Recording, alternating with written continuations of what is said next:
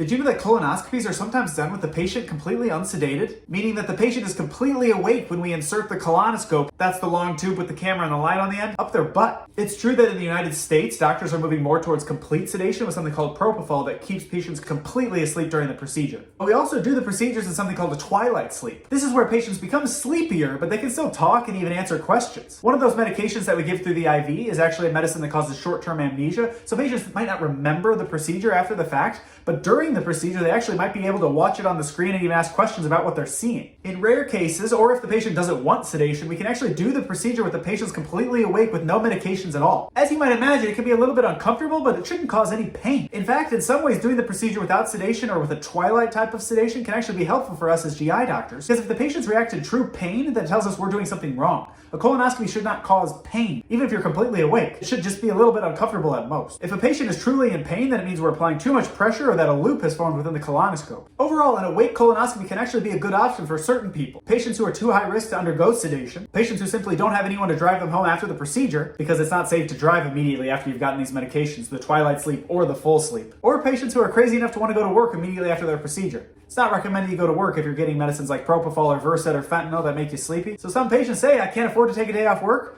do the procedure with me awake, and I'll go to work right afterwards. They're more determined than me, and braver. Thanks, let me know if you have any additional questions in the comments.